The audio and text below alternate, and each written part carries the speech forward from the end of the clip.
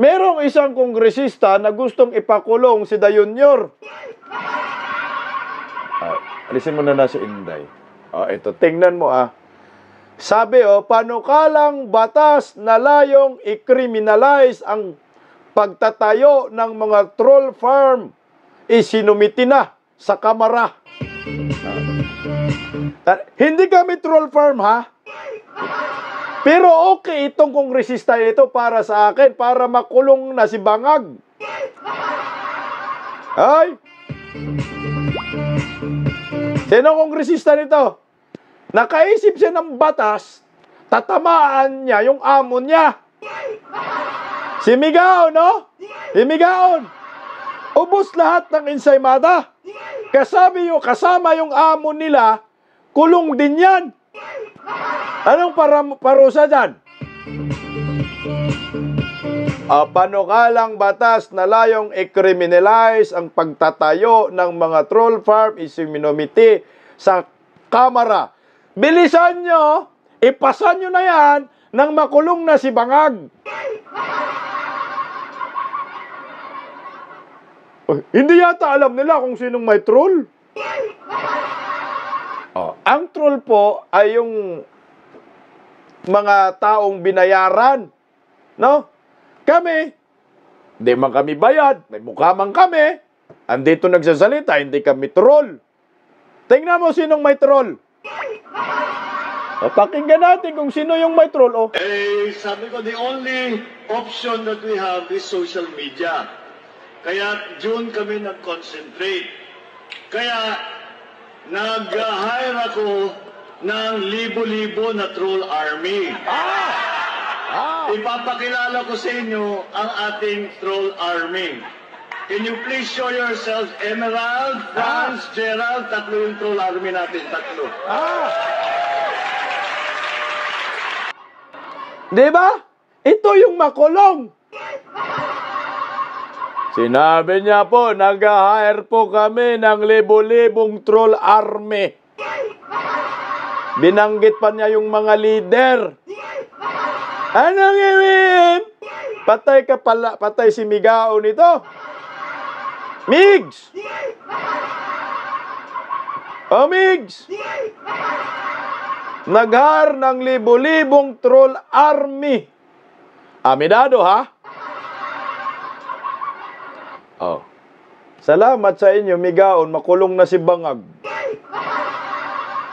Sabi niya, yan pala ang mastermind ng troll army, yan. Siya yung mastermind ng troll army, siya yung ipapakulong ni... Kaya bilisan niyo po, ipasagad yan.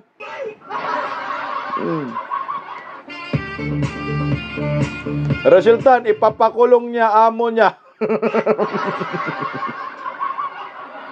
Hindi tayo mga troll dito, Hindi tayo mga troll.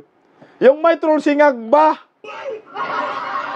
Kaya yung mga nandito nang tutroll sa atin, kasama yan sa bayad ni Ngagba, libo-libo, rinig mo. May nag-hire po akong libo-libong mga troll army. Binanggit yung tatlong leader.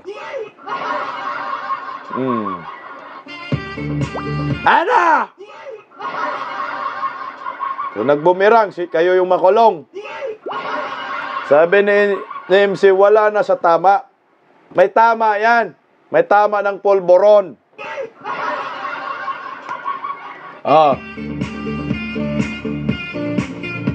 Di tayo mga troll, walang po troll sa amin. Kaya okay sa akin yan para makulong na si Bangag.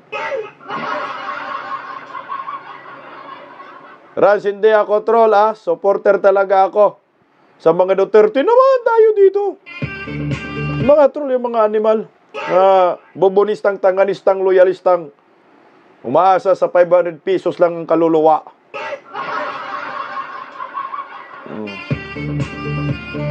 Sabi ni Emil, sana hindi ako nabudol. Budol na budol lang. Huwag kayong mag-alala. Huwag kayong mag-alala. Marami naman kayo. Nabudol dyan. Nandito na nga tayo. Sama-sama tayong bumangon muli. Analin, hindi daw troll army, kabisdak minions army. Ay, mga zombie army. Christian Marasigan, iyak muna. Hoy, ba't mo diniliti? Basahin ko tayo natin. Saan tayo iiyak, Christian? Sige nga, tingnan natin kung sinong iiyak sa mga susunod na araw. Ha? Hello, James Silang Vlog, watching from, hello dyan sa Italy. Tingnan natin kung sino yung iiyak sa mga susunod na araw. Ito. Ito. Sama ng comment? Ay, sama pala. Huwag nyo naman masyadong samaan para hindi ma-delete. Buang talaga tong mga trolls. Ay, mga trolls! Huwag nyo masyadong samaan pag comment, baka ma-delete. Kayo rin, hindi kayo makaabot ng katapos ng live natin. Sabi, iiyak daw ang mga DDS? Paano iiyak? Tingnan mo, kung sinong iiyak ngayon, paiyakin natin. Tingnan mo. May papangalanan muli ako ngayon. Ito, sa akin, source ito, Hindi galing kay Vice President Inday Sara.